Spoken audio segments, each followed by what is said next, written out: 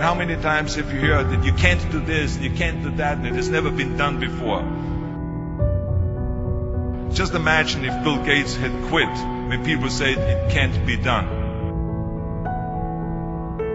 I hear this all the time. As a matter of fact, I love it when someone says that no one has ever done this before, because then when I do it, that means that I'm the first one that has done it. And I said to my family, I want to be a bodybuilding champion. Now you can imagine how that went over in my home in Austria. My parents, they couldn't believe it. They would have been just happy if I would have become a police officer like my father, or married someone like Heidi, who had a bunch of kids and ran around like the Van Trapp family in Sound of Music. That's what my family had in mind for me, but something else burned inside me. Something burned inside me. I wanted to be different. I was determined to be unique. I was driven to think big and to dream big. Everyone else thought that I was crazy. My friend said, if you want to be a champion in a sport, why don't you go and become a bicycle champion or a skiing champion or a soccer champion? Those are the Austrian sports. But I didn't care. I wanted to be a bodybuilding champion and use that to come to America and use that to go into the movies and make millions of dollars. So pay no attention to the people that say it can't be done. After all, I remember that after I was finished with my bodybuilding career, I wanted to get into acting and I wanted to be a star in films. You can imagine what the agents said when I went to meet all those agents. Everyone had the same line that it can't be done. The rules are different here. It says, look at your body. You have this huge, monstrous body and overly developed that doesn't fit into the movies. You don't understand. This was 20 years ago, the Hercules movies. Now there's the little guys that are in, Dustin Hoffman, Woody Allen, Jack Nicholson. And the agent also complained about my accent. He says, no one ever became a star with an accent like that, especially not with a German accent. And yes, I can imagine with your name, Arnold Schwarzenegger, or whatever the name is, on a billboard. Yeah, that's going to draw a lot of tickets and sell a lot of tickets. You're right. So this is the kind of negative attitude they had, but I didn't listen to those rules. Even though they were very nice and they said, look, we can get you some bit parts. We can get you to be playing a wrestler or a bouncer. Oh, maybe with your German accent, we can get you to be a Nazi officer in Hogan's Heroes or something like that. But, I didn't listen to all this. These were their rules, not my rules. I was convinced I could do it, that if I worked as hard as I did in bodybuilding, 5 hours a day, and I started getting to work, I started taking acting classes, took English classes, took speech classes, dialogue classes, accent removal classes I even took. And finally I broke through. And I started getting the first parts in TV, Streets of San Francisco. Lucille Ball hired me. I made Pumping Iron, Stay Hungry, and then I got the big break in Conan the Barbarian.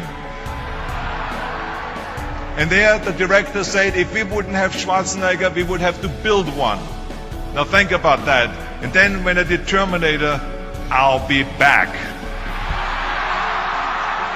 Became one of the most famous lines in movie history, all because of my crazy accent.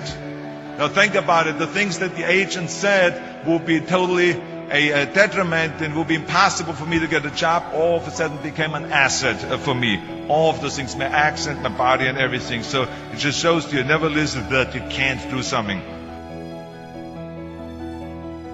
And you have to work your way up, of course, run for something else first. I mean, it was the same when I ran for governor.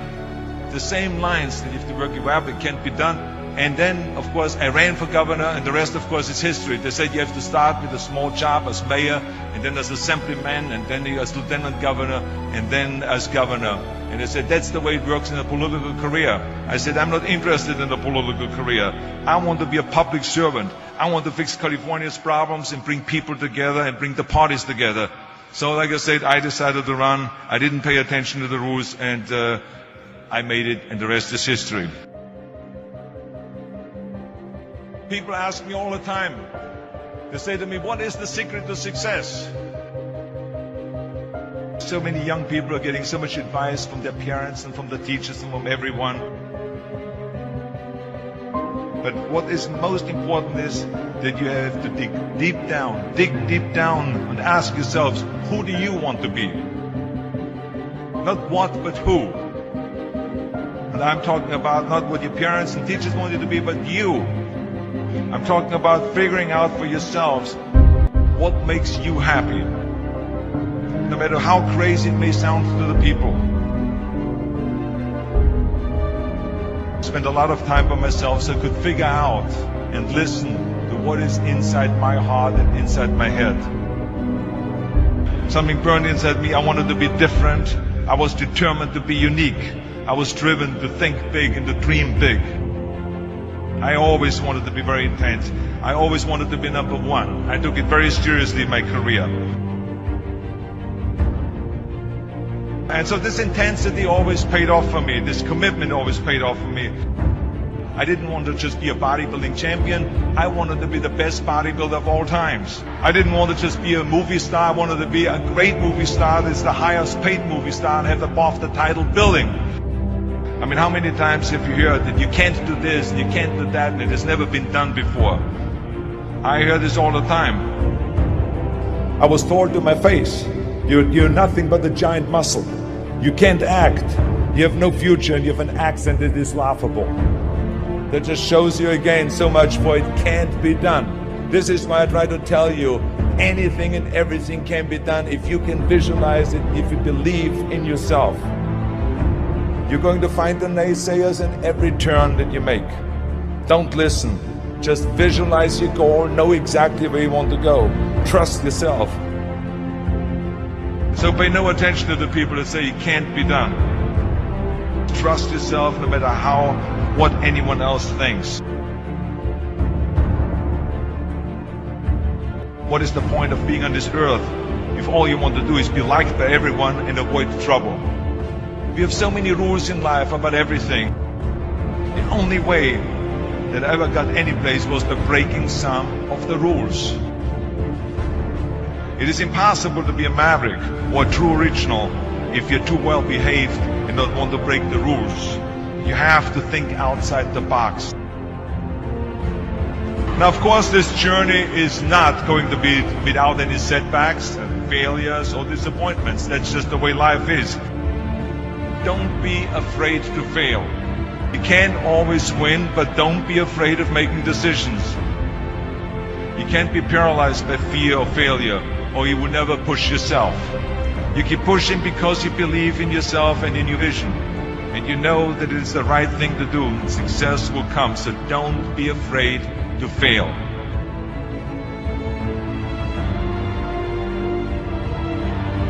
I always believe leaving no stone unturned. That's what makes you a champion.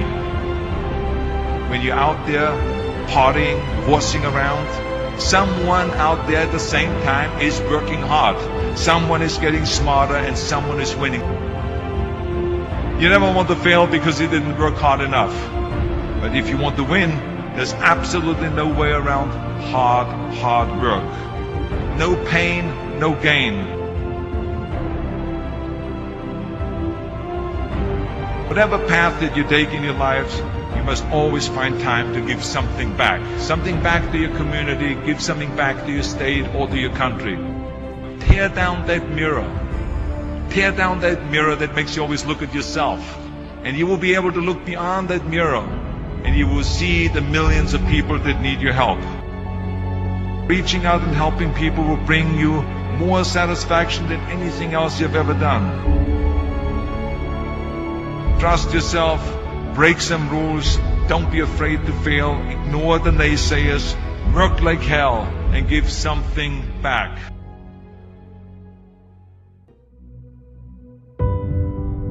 I remember my mother-in-law, Eunice Kennedy Shriver, when she started Special Olympics in 1968, people said that it would not work. The experts, the doctors that specialized in mental disabilities and mental retardation said it can't be done. You can't bring people out of the institution.